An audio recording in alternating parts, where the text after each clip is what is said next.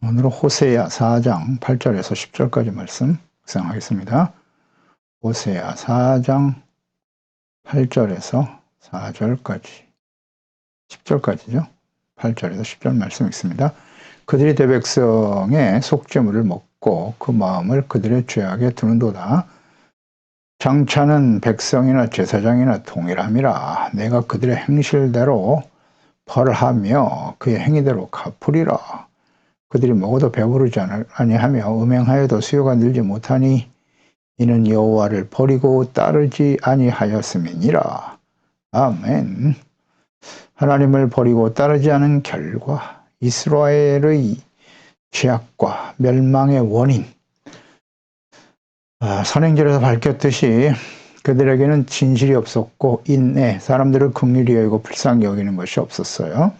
그리고 하나님을 아는 지식이 없었다 라고 말씀하셨죠. 하나님을 아는 지식이 없다. 그러니까 이스라엘 백성들이 멸망하는 결정적인 이유가 뭐냐? 무지와 완악함입니다. 하나님을 아는 지식이 없어요. 내 백성이 지식이 없어 망한도다. 하나님을 모르고 말씀을 모르고 또 하나님 말씀에 비춰진 자신들이 얼마나 심각한 죄인인가를 깨닫지 못했다는 거죠. 그래서 선지자들 아무리 보내도 듣지 않죠. 완악함. 이것이 멸망의 아주 결정적인 이유입니다. 그러면 하나님을 아는 지식은 어떻게 주어지는 것일까요? 이것은 하나님의 절대적인 은혜죠. 이스라엘 백성들이 잘나고 의롭고 바르기 때문에 하나님이 택한 것이 아니라고 하셨어요. 하나님의 은혜로 선택한 건 주권적인 선택이죠. 은혜의 선택으로 인해서 하나님이 그 백성들에게 자기 자신을 계시하신 겁니다. 말씀을 통해서 율법과 친히 자신을 계시함으로써 하나님의 백성들이 하나님을 알 수 있게 된 것입니다. 그러니까 오늘도 기록된 성경 말씀 그리고 지혜와 계시의 옹이신 성령님의 감동하심을 받을 때 우리는 하나님을 아는 지식을 얻게 되는 것이에요. 우리 스스로 노력한다고 해서 되는 게 아닙니다. 그것은 하나님의 절대적인 주권적인 은혜로 되어지는 것입니다. 그러니까 하나님과 그분의 뜻을 알지 못하면 하나님을 경외할 수가 없겠죠. 결국 그냥 자신이 원하는 대로 자신이 믿고 싶은 대로 자기를 위해서 우상을 만들게 되는 거예요. 자신의 만족과 유익을 위해서 자신의 뜻대로 우상을 섬기는 자가 되고 마는 것입니다. 하나님을 모르니까요. 그래서 주님께서는 이와 같은 하나님의 백성, 하나님을 모르는 하나님의 백성들, 그들에게 주님께서 내 제사장이 되지 못하게 할 것이다 라는 말씀하셨거든요. 그러니까 이스라엘은 원래 하나님께서 제사장의 나라로 부르셨어요. 이 세상의 모든 사람들에게 복의 근원이 되겠다. 아브라함에게 주신 약속이죠. 모든 민족이 너와 내 후손을 통해서 복을 받게 된다. 이것이 바로 중보적 역할과 사명인 거예요. 하나님을 알지 못하는 사람들에게 하나님의 이스라엘 언약의 백성 주의 말씀을 듣고 지켜 순종하는 거룩하고 의롭고 되실 땐 하나님의 그들과 함께 하심을 모든 사람들에게 증거하는 거죠. 나타내 보여줌으로써 그 제사장으로서 역할을 감당해야 되는 것이고 또 직접 이 하나님과 이스라엘 백성들의 죄를 대속하시고 용서하시기 위해서 제사장들을 세우기도 하셨죠. 좀 하나님에 대한 지식이 없고 하나님을 잘 모르고 말씀과 뜻을 모르는 사람은 제사장이 될 수 없는 것입니다. 주님이 분명히 말씀하셨죠. 그리고 율법을 잊었으니 내가 너의 자녀들을 잊어버리고 내가 나를 잊어버렸으니까 나도 너희 자녀들을 잊어버릴 것이다 라는 말씀을 하셨죠. 자녀들이 멸망의 길을 가게 될 것이다 라는 말씀을 주셨어요. 그리고 번성할수록 재물이 더욱더 풍성해지고 부와 명예가 주어질 때 범죄하는 하나님의 백성들, 그래서 하나님은 그 영화를 변하여 욕이 되게 하셨겠다라고 말씀하셨어요. 하나님이 약속하신 말씀 그대로 이어지겠죠. 이루어집니다. 이어서 이스라엘 백성들에 대한 하나님의 보응이 어떠한지를 말씀하고 있네요. 8절에 그들이 내 백성의 속죄 제물을 먹고 그 마음을 그들의 죄악에 두는도다. 그들이 누굽니까? 거짓되고 패역한 제사장들. 그러니까 이스라엘이 지식이 없어 망하게 되는 일의 결정적인 원인 제공자가 누구냐? 부패하고 타락한 제사장들, 선지자들, 왕들이겠죠. 기름 부음 받은 자들이 악을 향하여 달려갔다. 제사장들은 낮에 넘어지고 선지자들은 밤에 넘어질 것이다 라고 말씀하셨는데요. 사실 북이스라엘의 당시 제사장들은 대부분 다 금송아지 우상을 섬기는 제사장들이었어요. 북이스라엘의 초대왕 여로보암이죠. 열왕기상 18장 33절 이하에 보면 여로보암이 이 일 후에도 그의 악한 길에서 떠나 돌이키지 아니하고 다시 일반 백성 산당의 제사장으로 삼았다. 성전에 내려가지 못하겠어요. 예루살렘으로 성전으로 내려가지 못하도록 막고 금송아지 우상을 세우면서 이 금송아지 우상이 우리를 구원할 신이다 라고 선포해 버렸잖아요. 우상의 제단을 산당에 만들어 놓고 제사장을 일반 백성을 제사장으로 삼았어요. 누구든지 자원하기만 하면 그 사람을 산당의 제사장으로 받아주었다, 삼아주었다는 거예요. 이 일이 여로보암 집의 죄가 되어 그 집이 땅 위에서 끊어져 멸망하게 되었다. 이렇게 말씀하고 있거든요. 여로보암이 심각한 죄악 중에 하나죠. 금송아지 우상을 세우고 제사장은 원래 하나님이 택한 아론의 후손들만이 제사장이 될 수 있어요. 근데 이제 명분이 없잖아요. 북이스라엘을 세우면서 성전에 내려가지 못하게 막아버리고 하나님이 아닌 금송아지 우상을 세웠으니 당연히 제사장은 레위 사람들이 될 수가 없는 거예요. 하나님을 바르게 섬기는 아론의 후손 제사장들은 대부분 다 예루살렘에 남아 있었겠죠. 일반 사람을 자원하기만 하면 제사장으로 세웠다는 거예요. 그래서 그 결과가 이스라엘 집이 땅 위에서 끊어져 멸망하게 되더라. 이건 굉장히 심각한 문제입니다. 당시의 제사장들은 대부분 다 바알 우상의 제사장들이었단 말이죠. 그러니까 이스라엘이 하나님을 아는 지식이 없으므로 우상 숭배로 인해서 멸망의 길을 가게 되는데요. 그 역할을 한 사람들이 바로 제사장들이에요. 우상 숭배자들이었죠. 오늘날도 그대로 적용이 되겠죠. 하나님이 택하시고 부르신 자들이 하나님의 거룩한 제사장으로 목사가 되고 하나님의 말씀을 가르치고 증거해야 되는데 하나님의 말씀을 몰라. 하나님과 인격적인 만남이 없어. 그럼 어떻게 될까요? 일반 사람이 그냥 아무나 다 자원하면 다 목사가 되고 이건 아니죠. 이렇게 되면 여로보암의 집과 같이 되겠죠. 내 백성의 속죄 제물 그랬어요. 여기 속죄 제물, 속죄라는 것이 이제 히브리의 하타인데 죄라는 의미고요. 속죄제라고 하는 의미를 가지고 있긴 한데 백성들의 속죄를 위해서 드리는 제사. 제사장들이 백성들로 하여금 희생 제물을 더 많이 바치게 하여 자신들이 먹을 수 있는 속죄 제물의 고기를 많이 거둬들였다는 뜻이에요. 속죄 제물을 많이 드려. 거짓 제사장들은 하나님께서 율법에 명하신 속죄 제물, 속죄제에 대한 의미와는 상관없이 죄를 용서받기 위해서 자신의 죄를 대신 짐승이 동물에게 모든 죄를 전가시키고 죄의 삭은 사망이니까 자기가 죽어야 할 것 대신 동물이 죽게 하는 참된 회개잖아요. 죄를 버리고 회개하는 그리고 하나님께 용서받고자 드려지는 것이 속죄 제물인데 그 의미가 없어요. 전혀 상관없어요. 그냥 많이만 드려라. 많이만 드려. 그러면 내가 너희를 용서해 주리라. 거짓 목자들이죠. 더 많은 제물을 바치겠다는 거예요. 그래서 그 제물을 자신의 소유로 삼았다. 이것이 북이스라엘 당시 제사장들, 멸망을 향해 달려가는 제사장들의 모습이죠. 그리고 그들의 마음을 그들의 죄악 가운데 두었다. 그러니까 제물에 대한 탐욕은 이 제사장들로 하여금 백성들의 그 가증스러운 제사를 더 많이 요구하게 만들었고 제사장들은 백성들의 죄악이 증가함에도 불구하고 제물의 수입이 많아진다는 사실 때문에 기뻐했다는 거예요.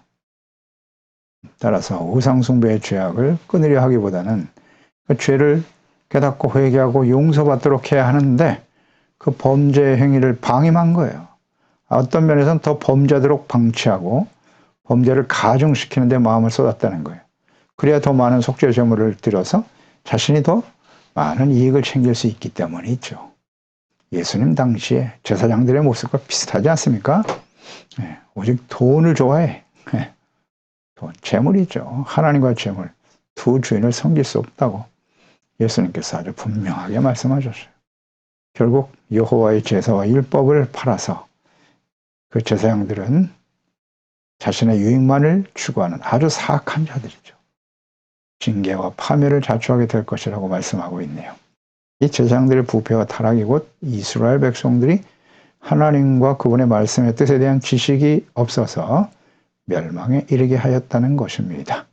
무지, 범죄, 하나님의 심판으로 멸망당한다. 공식과 같은 진리의 말씀이에요. 이러한 현상은 이스라엘 역사에 계속되었고요. 예수님 당시에도 부패한 제사장들 때문에 예수님은 십자가에 못 박혀 죽으셨죠. 그 결과는 어떻게 되었나요? 로마에 의해서 AD 70년에 완전히 멸망을 당한 것입니다. 교훈은 어찌 못하죠? 역사 속에 계속 진행되는 거예요. 이것은 복음이 전파되면서 모든 교회 시대에 계속되었죠. 교회와 목사들의 부패와 타락은 계속 이어졌어요. 오늘날도 교회와 목사들에게도 현저히 나타나고 있는 현상이지요. 그래서 목사들의 부패와 타락, 성경에 나타난 하나님의 말씀과 뜻을 잘못 가르칠 뿐만 아니라 성도들이 드리는 헌금을 자신과 가족들을 위한 재산 축적에 몰두하고 있다는 거예요. 돈을 좋아해. 목회자들의 부패와 타락은 곧 교회와 교인들을 하나님의 공의의 심판에 이르게 할 것이다. 이거 교훈이잖아요. 성경을 통해서 교훈을 얻어야 됩니다. 이제는 마지막 예수님의 재림과 요한계시록의 심판에 때가 가깝습니다. 이 말씀을 우리는 선지서 말씀을 대하면서 자꾸 묵상하게 되잖아요. 하나님의 말씀은 진리거든요. 모든 시대에 적용이 된단 말이죠. 왜 하나님의 백성들이 이렇게 심판을 당하게 되는가? 이걸 깨닫지 못하면 안 돼요. 그래서 자연스럽게 연결이 되는 겁니다. 그래서 어떻게 된다? 하나님의 자녀 백성들이 하나님의 공의의 심판에 이르게 될 것이다.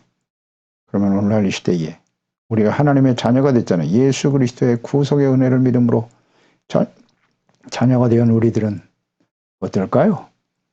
우리는 이 말씀에 해당이 안 됩니까? 하나님은 어제나 오늘이나 영원토록 동일하세요. 결국 교회와 하나님의 자녀들, 죄 백성들이 마지막을 향해 달려갈 것이다. 공의 심판에 처하게 되겠죠?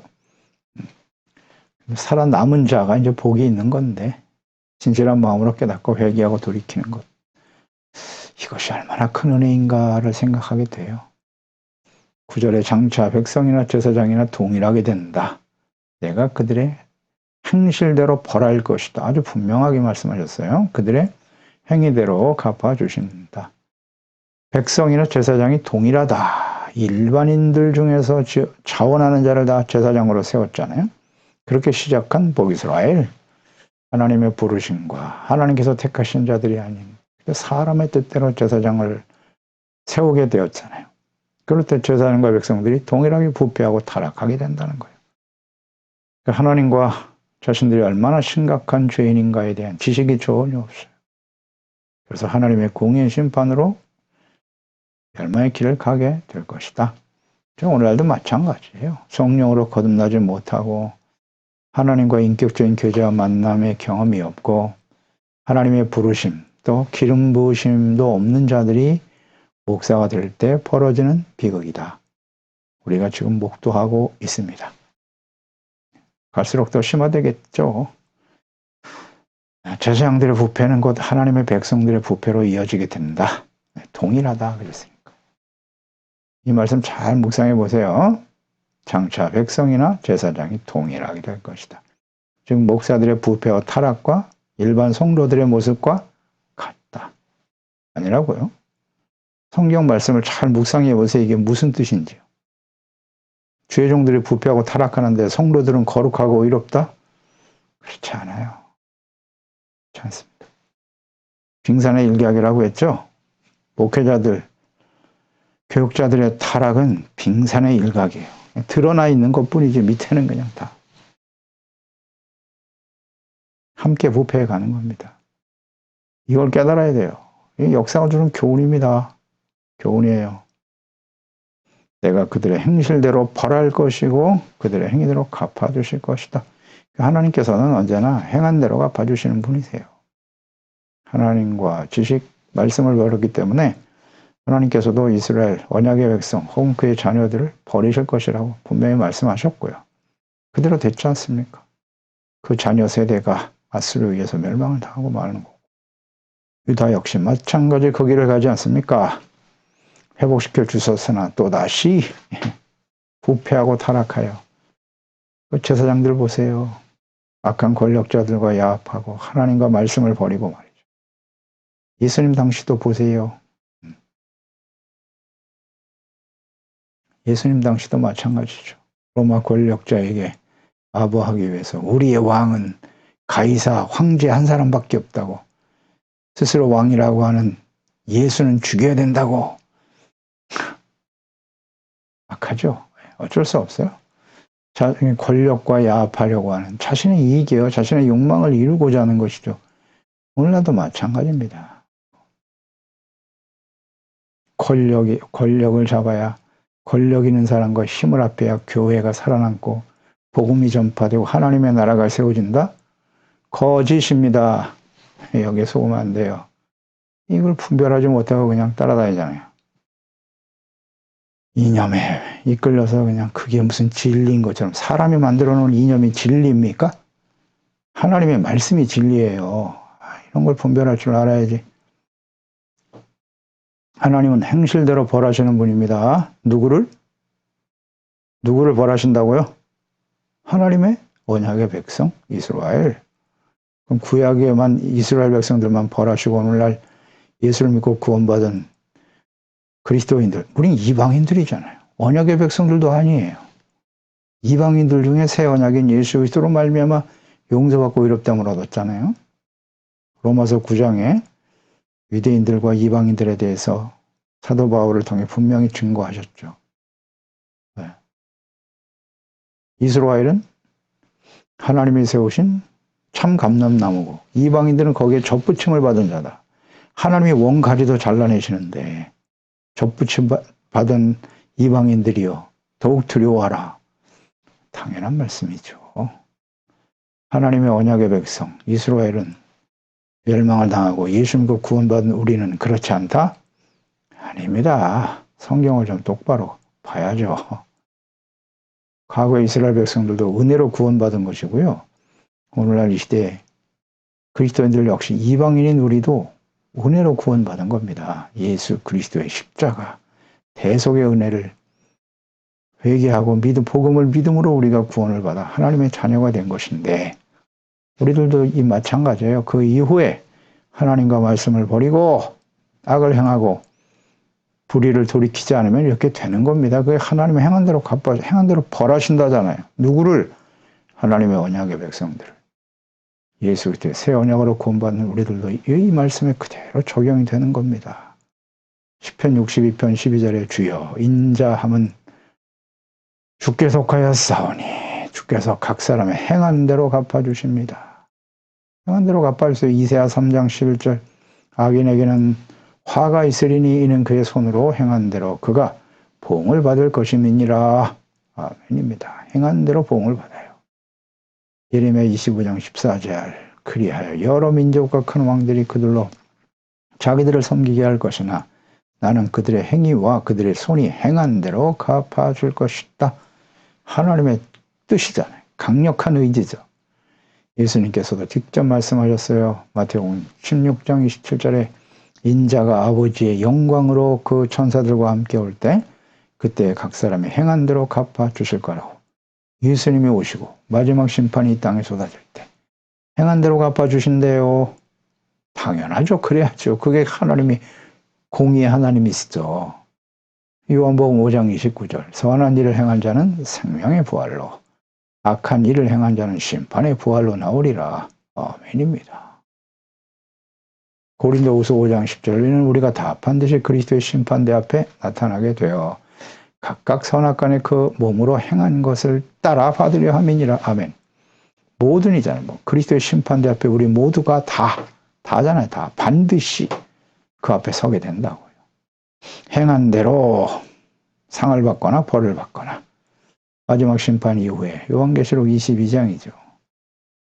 이늘 때는 심판, 나팔 심판, 대접 심판이 끝난 이후에 계시록 22장 12절 보라 내가 속히 올 거다. 마지막 장이죠. 내가 줄 상이 있어 각 사람에게 그가 행한 대로 갚아주리라. 아멘입니다. 행한 대로 상과 벌을 행하시는 공의 하나님이시죠. 하나님의 자녀, 백성들 모두 다 행한 대로 갚아주십니다. 이거 또 행위 구원이냐? 그런 뜻이 아니에요. 구원받은 이후에 구원은 은혜로 받는 거예요. 이스라엘이 구원받은 것, 오늘날 이방인인 우리가 예수 그리스도를 믿음으로 구원받은 것 다 은혜로 구원받은 거예요. 그 이후에 우리가 어떤 모습으로 행하며 살아가는가에 대해서 하나님은 보응하신다. 그러니까 이 땅에 살아가는 동안에 하나님께서 기회를 주시는 거라고 했죠. 잘못된 삶을 버리고 의롭고 거룩한 하나님의 자녀 백성답게 살아가라고 기회를 주시는 건데 그 기회를 놓치지 않도록 해야 한다. 어렵지 않아요. 돌이키면 언제든지 용서해 주세요. 그게 잘 안 되니까 징계를 내리시는 거죠. 돌이키라고. 하나님께 돌아오라고. 그러면 돌아오면 돼요. 끝까지 돌이키지 못하니까 결국 하나님의 공의 앞에 서게 된다는 거예요. 그게 하나님의 뜻이에요. 이 주어진 기회를 놓치면 안 되겠죠. 이제 예수님이 오시는 것은 끝이에요. 기회가 없어요, 이제. 마지막이잖아요, 이제는. 그 이전까지 하나님의 백성들은 지금 역사 속에 끊임없이 기회가 주어진 건데, 이제 마지막 때는 기회가 없어요, 이제. 우리가 인생 끝나면, 우리가 딱 생명이 끝나는 그 순간, 그 이후에는 기회가 없지 않습니까? 우리가 아직 생명을 가지고 있는 이때, 예수님이 오시기 바로 전에, 오시기 전에 기회가 주어지는 거라는 거. 잊지 말아야 합니다. 그래서 말씀을 듣고 회개하고 돌이켜 용서를 받아야 돼요. 그러면 하나님께서는 인자와 긍휼로 우리를 용서해 주시죠. 예, 거룩한 백성을 회복시켜 주시는 것입니다. 10절에 그들이 먹어도 배부르지 않으며 음행하여도 수요가 늘지 못할 것이다. 그러니까 악을 행하며 불의의 삭슬을 얻어 부하려고 하지만 그들은 아무리 먹어도 배부르지 못할 것이다. 즉 만족하지 못할 것이라는 거예요. 그 이유는 이런 거겠죠. 아무리 먹어도 배부르지 않는다. 이는 제사장들이 속죄 제물을 탐욕스럽게 먹을지라도 배가 부를 수 없다는 거예요. 악의 제물 절대 만족이 없어요. 왜냐하면 그 탐욕은 탐욕이라고 하는 건 끝이 없기 때문이에요. 또 하나는 배부르지 못하다, 만족하지 못한다고 하는 것은 하나님께서 그 불의의 삭스에 대해서 반드시 징계하시겠죠. 그냥 내버려 두실 리가 없어요. 기근, 질병, 전쟁 같은 하나님의 징계로 인해서 그 모든 것이 사라져요. 충족되지 않을 것이기 때문이겠죠. 그것은 오래전부터 하나님이 말씀하신 바입니다. 예레미야 26장 26절이죠. 하나님의 말씀을 지켜 순종하지 아니하면 내가 너희가 의뢰하는 그 양식을 다 끊어버릴 것이라고 하셨고 10 여인이 한 화덕에서 너희 떡을 구워 저울에 달아주리니 너희가 먹어도 배부르지 않을 것이다. 분명히 약속하셨고요. 학개서 1장 4절로 7절에서 우리가 묵상되었는데요. 학개는 이미 이스라엘 백성들이 70년 바벨론 포로 생활 마치고 돌아와서 성전을 건축하고 있을 때 그때였거든요. 그때 1장 4절 이하에 이 말씀하셨어요. 성전이 황폐하였거늘 너희가 이때에 판벽한 집에 거주하는 것이 옳으냐? 그러므로 이제 만군의 여호와가 이같이 말하노니 너희는 너희 행위를 살필지라 너희가 많이 뿌릴지라도 수확이 없다. 먹을지라도 배부르지 못한다. 마실지라도 흡족하지 못할 거야. 입어도 따뜻하지 못하며 일꾼이 삭슬 받아도 그것을 구멍 뚫어진 전대에 넣음이 되니라. 만군의 여호와가 말하노니 너희는 자기 행위를 살필지니라. 이 말씀하셨죠. 그러니까 바벨론 포로 생활을 마치고 연단의 생활을 마치고 예루살렘으로 돌아왔어요. 그래서 우리가 가장 소중한 성전부터 세우자. 근데 여러 가지 방해들이 있었죠. 어려움이 있어서 성전 건축이 중단된 그런 시기에 하나님이 하신 말씀이죠. 성전은 황폐되었다. 성전 건축이 중단되고 16년 이상 계속 지연되고 있었단 말이에요. 거의 버려졌죠. 그러면서 자식들은 이런 상황 속에서 판벽한 집에 거주하는 것이 옳으냐? 집을 아름답게 꾸미는 일에 정신이 없어. 그게 올바른 행동인가? 너희 행위를 살피라고 주님께서 경고하고 계시죠. 하나님의 성전이 바르게 세워지지 못하면 성전 건축 자체가 중요한 게 아니라 왜 성전이 필요한 거죠? 왜 교회가 회복되어져야 하는 것이죠? 하나님과의 온전한 예배를 통해서 죄사함받고 용서받아 하나님과 화목되어지는, 하나님이 다스리시는 하나님의 나라가 바르게 세워지기 위해서 교회와 성전이 필요한 것 아니겠습니까? 교회를 크고 화려하게 지었다가 중요한 게 아니에요. 이 하나님의 성전이 황폐화되었다는 것은 그들이 예루살렘으로 다시 돌아왔는데 처음에는 순수한 마음으로 하나님 앞에 회개하고 이제는 하나님 말씀대로 살겠습니다 해놓고는 하나님의 말씀에 귀를 기울이지 않았다는 거예요. 성전이 황폐돼 더 이상 제사를 드리지 않았다는 거잖아요. 그러면서도 집을 꾸미고 무엇을 먹을까 입을까에 집중하고 있었다는 거죠. 삶의 우선순위가 잘못되어 있었어. 그런 상태에서는 아무리 애를 써도 먹을지라도 배부르지 못하다. 마실지라도 흡족하지 못한다. 입어도 따뜻하지 못하다. 일꾼 열심히 일해서 뭔가 버는데 구멍 뚫어진 전대에 넣음이 될 것이라고 주님 말씀하시잖아요. 하나님과의 관계가 바르지 못한 상태에서 아무리 수고하고 애쓰고 많이 얻어도 다 사라지고 만다. 만족이 없다는 거예요. 이게 하나님의 뜻이잖아요. 실제로 그렇지 않나요? 아닌데요. 내가 하나님 앞에 예배 안 드리고 말씀대로 살지 않아도 세상에서 부자가 되고 성공했습니다. 그건 하나님의 자녀가 아니에요. 그런 사람들은. 하나님의 자녀라면 그렇게 내버려 두실 리가 없어요. 가짜들이 많거든요. 의외로. 가짜들이 많아요. 너희가 살았다 하나 실상은 죽은 자로다. 네? 하나님의 자녀라면 그걸 자랑스럽게 여길 리가 없어요. 하나님께 예배하고 주님을 섬기는 일을 게을리하고 주님의 말씀을 따라 순종하지 아니하고 불의와 타협하고 세속적인 부와 영광과 성공을 얻었도다. 그거 다 가짜입니다. 그건 복이 아니에요. 배부르지 않다고 하시잖아요. 보세요. 하나님과의 관계가 바르지 못한데 어떻게 배가 불러요? 참된 만족이 있을 리가 있나? 욕심에는 만족이 없어요. 끝이 없거든요. 그래서 배부르지 못하는 거예요. 지칠 줄 모르는 욕망 때문에 만족하지 못할 것이다. 예수님은 뭐라고 말씀하셨나요? 팔복 마태복음 5장 6절이죠. 의에 줄이고 목마른 자는 복이 있나니 그들이 배부를 것이며 아멘입니다. 의를 생명처럼 소중히 여기는 거예요. 의롭고 진실된 하나님의 자녀로 살아가기 위해서 끊임없이 하나님의 말씀을 묵상하고 죄를 버리고 의롭고 진실된 거룩한 하나님의 자녀 백성으로 살아가려고 할 때 배부르게 될 것이다. 아멘입니다. 의가 있는 곳에 평안이 있고 기쁨이 있어요. 하나님이 함께 하시겠죠? 간구와 기도를 응답해 주시고 우리의 삶의 필요를 채워주시겠다고 약속하시잖아요. 그러니까 만족을 누리며 살게 되는 거예요. 모든 것이 하나님의 은혜로 주은 것임을 알 테니까. 음행하여도 수요가 늘지 못한다. 이 음행이라고 하는 것은 영적 간음을 의미하는 것일 거예요. 당시의 여인들이 자녀의 생산을 위해서 번성의 신이라고 하는 바알과 아세라를 섬기고 있었다는 거죠. 간음, 음행하여도 거기에 갖다 비는 거예요. 그냥 바알과 아세라에게. 자손이 번성하고 잘되게 하여 주시옵소서. 오늘 돌로 만든 우상에 가서 비는 거랑 비슷한 거죠. 그냥 번성하고 잘되게 해달라고 계속 비는 거랑 마찬가지. 하나님의 백성들이 이런 짓을 했다는 거예요. 그런데 그 자손이 번성하기보다는 재물이 번성하기보다는 오히려 줄어들게 될 것이라는 거죠. 수요가 늘지 못한다. 우상에게 아무리 가서 빌어도 하나님의 자녀 백성들은 잘 될 수가 없는 거예요. 하나님이 아닌 우상을 섬기며 불의와 타협하며 사는데 잘 된다고요? 다시 말씀드립니다. 그건 하나님의 자녀가 아니에요. 아니에요. 하나님의 말씀을 불순종하게 될 때 하나님께서 주신 약속이 무엇이죠?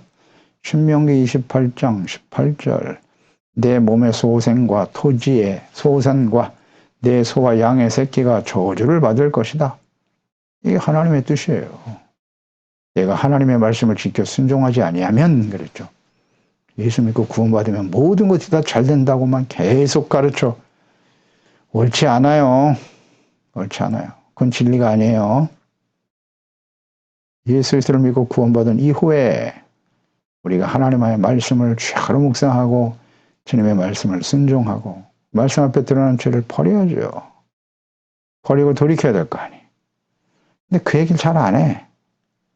말씀을 듣고 죄를 깨닫고 회개하고 돌이키시오라는 말을 안 하고 예수 믿고 구원받았으니까 말씀을 가까이 하라. 말씀만 듣기만 하면 무조건 하나님이 잘해주신다는 거예요. 말씀을 1년에 한 번 읽으시오. 2번 읽으시오. 내가 말씀을 10번 읽고 썼습니다. 그게 중요한 게 아니잖아요. 하나님의 말씀을 대하는 목적이 뭐라고요? 말씀을 통해서 책망을 들어야죠. 책망, 교훈을 얻고 의에 대해서 배우고 하나님의 사람으로 온전하게 되고 선을 행할 능력을 갖추기 위해서 기록한 것이 성경인데 성경 말씀을 통해 책망을 듣기 위해서 말씀을 듣는 거예요. 우리가 완전하지 못하거든요. 죄를 버리고 회개하고 용서받고 이렇고 거룩한 하나님의 자녀들이 되게 하는 일에 힘쓰라고 가르쳐야 되는데 무조건 말씀만 보세요. 예배만 열심히 드리세요. 하나님 앞에 온전히 제물을 드리고 헌신하면 하나님이 복을 내려주시고 형통하게 하시. 이건 진리가 아니에요. 똑바로 알아야 됩니다. 하나님의 자녀들과 백성들이 하나님의 말씀을 버리고 따르지 않으면 이와 같이 될 것이다. 하나님의 의지고 하나님의 뜻이에요. 이 말씀은 모든 역사 속에 그대로 성취되었습니다. 오늘 우리는 어떻습니까? 무지, 완악함, 하나님의 말씀을 버리면 하나님이 어떻게 보응하시는가? 아무리 수고하고 했어도 배부르지 못하다. 이게 하나님의 은혜입니다. 잘 안 되는 게 은혜예요. 그럴 때 우리는 하나님께 돌아가면 되는 거예요. 말씀으로 돌아가면 돼요. 예수 그리스도와 하나님을 알아가는 일에 힘쓰면 되는 것입니다.